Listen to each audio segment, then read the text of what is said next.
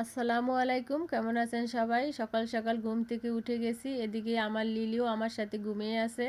ওকে ঘুম ভাঙানোর জন্য আমি অনেক চেষ্টা করতেছি, কিন্তু ওর ঘুমটা ভাঙতেছে না।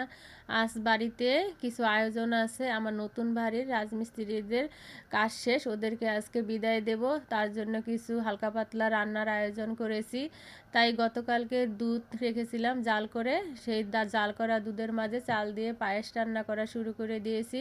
এক চুলায় আরেক চুলায় আমার বিড়ালের জন্য ভাত রান্না বসিয়ে দিয়েছি। আমার বিড়ালের জন্য সকাল সকালেই রান্না করতে হয়।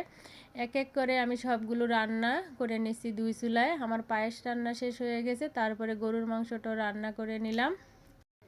গরুর মাংস রান্না শেষ করে আমি আরেক চুলায় রোস্ট ভাজা শুরু করে দিয়েছি।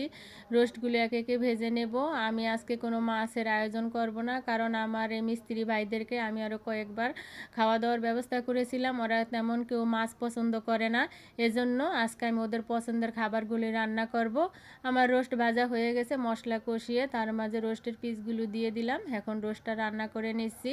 রোস্ট ওরা অনেক পছন্দ করে, ওদের পছন্দের খাবার, এজন্য আজকে রোস্ট করে নিচ্ছি। আর সাথে ডিমের কোরমা করব, এজন্য ডিম সিদ্ধ করে আগে থেকে ছিলে নিয়েছি। এখন আমি ডিমের কোরমা করার জন্য ডিমগুলো ভেজে নিচ্ছি।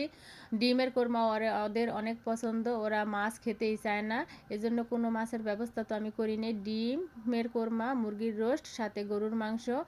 আমার এদিকে রোস্ট রান্না হয়ে গেছে, আরেক চুলায় আমি ডিমের কোরমা করে নিচ্ছি।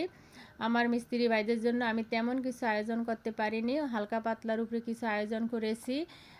আমার ডিমের কোরমা রান্নাও হয়ে গেছে, রোস্ট রান্নাও হয়ে গেছে। আমি আজকে সময় স্বল্পতার কারণে কোনো রেসিপি শেয়ার করতে পারিনি, কারণ আমার একা একা হাতেই সব কাজ করতে হয়। এরপরে আমি কিছু বেগুন ভেজে নিয়েছি। বেগুন ভাজা ওরা পোলাওর সাথে অনেক পছন্দ করে।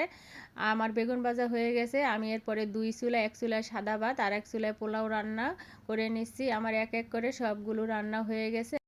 আজকে আমি রান্না করেছি পোলাও, গরুর মাংস, পায়েস, সাদা ভাত, ডাল, ডিমের কোরমা, মুরগির রোস্ট, সাথে রয়েছে বেগুন ভাজা আর সালাদ।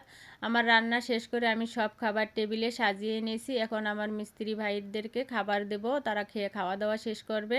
খাবার রেডি। আমি মিস্ত্রি ভাইদের জন্য কিছু গিফটের আয়োজন করেছি। সম্মান হিসেবে ওদের সবাইকে কিছু নগদ টাকা দিয়েছি, সাথে কিছু জামা কাপড় এনেছি ওদের চারজনের জন্য। ওরা প্রায় 1 বছরের বেশি সময় ধরে আমাদের পাশে ছিল, আমাদের বাসায় কাজ করেছে। আমার নতুন বাড়ির কাজ সম্পূর্ণ আলহামদুলিল্লাহ, রাজমিস্ত্রির কাজ শেষ হয়ে গেছে। ওরা সম্পূর্ণ কাজ শেষ করে এখন আমাদের কাছ থেকে বিদায় নিচ্ছে।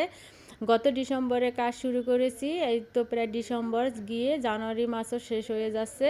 সবাই ভালো থাকবেন। আজকের মতো এ পর্যন্ত। আল্লাহ হাফেজ।